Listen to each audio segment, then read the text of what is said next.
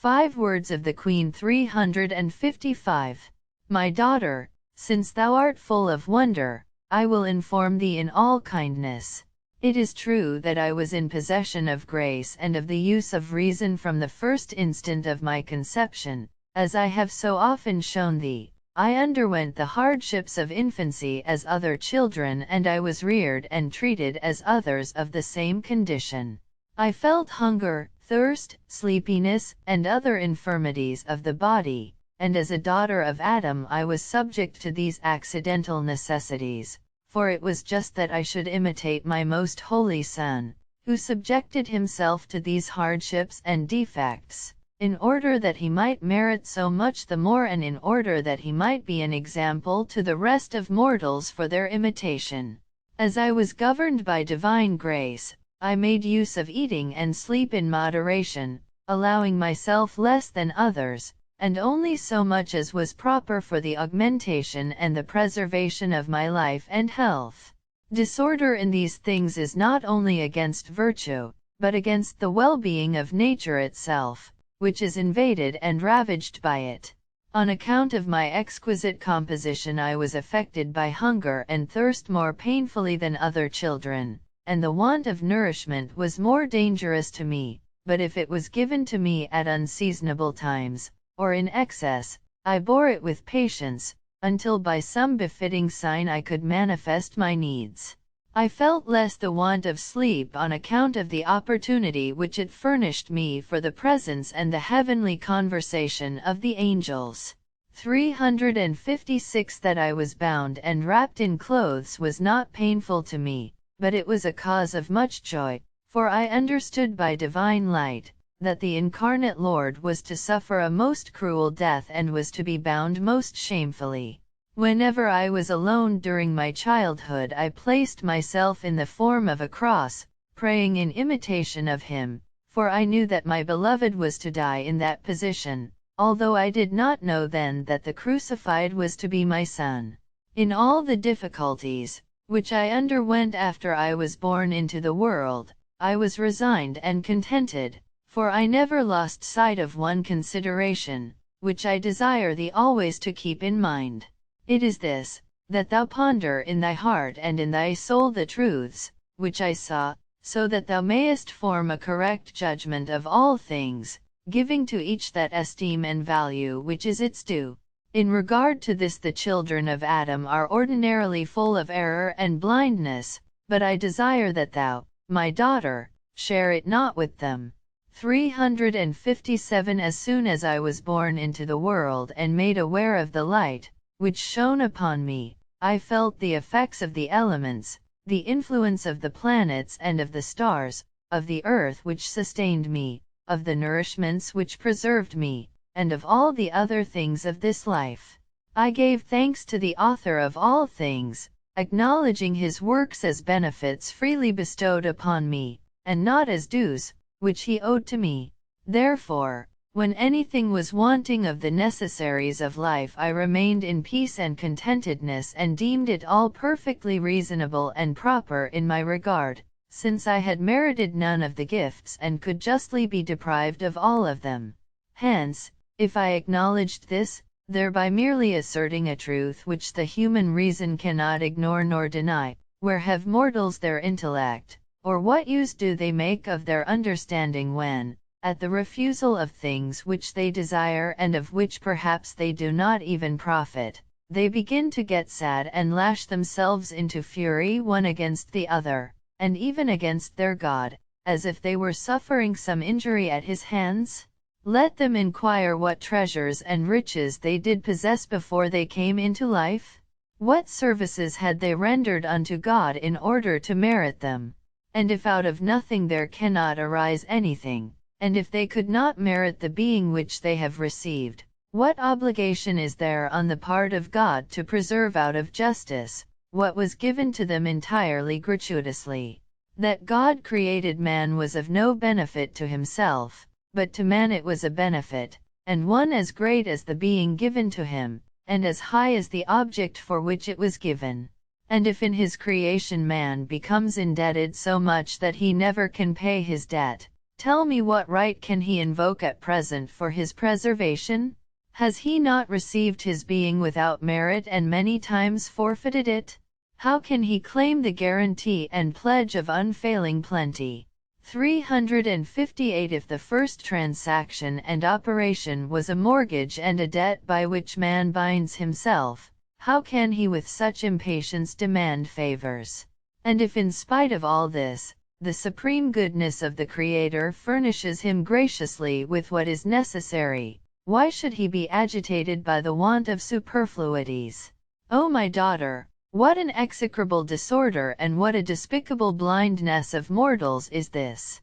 For that which the Lord gives them gratuitously, they do not thank him, or even give him acknowledgment, and for that which he denies them justly and sometimes most mercifully, they are restless and proudly desirous, and they try to procure it by unjust and forbidden means, throwing themselves into the very destruction which flies from them. The first sin alone, committed by man, was sufficient to cancel man's right to the friendly service of all the other creatures, and if the Lord himself would not restrain them, they would turn in vengeance upon man and refuse to render any service or help for sustaining his life. The heavens would deny them their light and benign influences, the fire would refuse its heat, the air would cease to serve for respiration, and all the other things would in their particular way refuse their services, since they would in justice be bound to refuse them. Then when the earth would deny its fruits, and the elements their moderation and their assistance, and all the other creatures would arm themselves to avenge the wrongs of their Creator. Sap 5:18. Perhaps disgraced man would humiliate himself in his vileness and would not heap up the wrath of the Lord for the unerring day of accountance, when all his dreadful guilt will be exposed. 359 But thou, my dear friend, fly from such base ingratitude, and humbly acknowledge that thou hast received thy being and life gratuitously, and that, gratuitously, its author preserves it for thee. Freely dost thou receive all the other benefits, without any merit of thine, and thus, receiving much and repaying little, thou makest thyself daily less worthy of favors, while the liberality of the Most High grows continually with thy indebtedness. Let this thought be uppermost in thee always, in order that it awaken and move thee to many acts of virtue. If any of the irrational creatures fail thee, I desire thee to rejoice in the Lord and give thanks to His Majesty, and bless them for their obedience to the Creator. If the rational creatures persecute thee, love them with all thy heart and regard them as the instruments of divine justice, which afford thee some opportunity of rendering satisfaction for thy deficiency. Rather strengthen and console thyself in labors, adversities and tribulations, not only considering them as fully deserved by the faults committed, but deeming them ornaments of the soul and most rich jewels given thee by thy spouse. 360 Let this be the answer to thy doubt. Over and above this I wish to give thee an instruction, which may be found in all the chapters. Consider, my soul, the punctuality of my mother Anne in fulfilling the precept of the law of the Lord, to whose majesty this solicitude was very pleasing. In this thou shouldst imitate her by observing inviolate each and every one of the precepts of thy rules and constitutions, for God will reward most liberally this fidelity and severely punish any negligence in this matter. Without sin I was conceived, and it was not necessary to present me to the priest in order that the Lord might purify me, nor was this necessary for my mother, since she was very holy. Nevertheless we humbly obeyed the law, and thereby we merited great increase of virtue and grace. Despising just and wise laws and frequently dispensing with them, destroys the worship and fear of God, and fatally confuses government among men. Beware of easily dispensing in the obligations of the religious state, either for thyself or for others.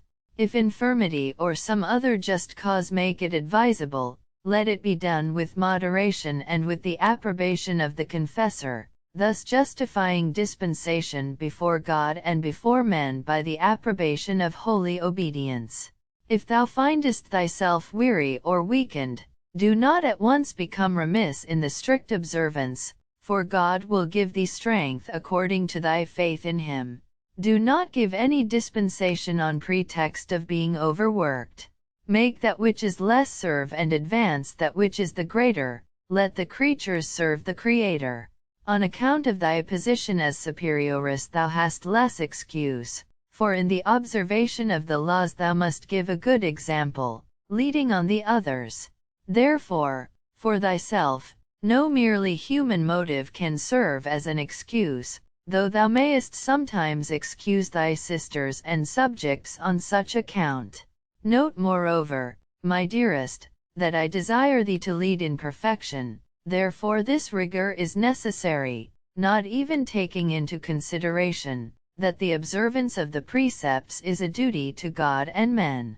Let no one think that it is enough to fulfill all obligations toward the Lord, and at the same time tread underfoot the duty towards his neighbor, to whom is due good example and avoidance of all real scandal.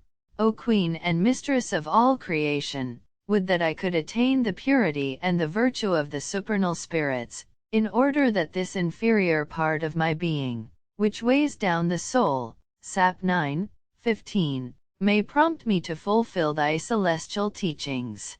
I have become burdensome unto myself, Job 7:20. But with thy intercession and the gracious favor of the Most High I will be able to obey thy will and his with a loving promptitude of heart. Let not thy intercession and support, and the guidance of thy holy and wise counsels ever fail me.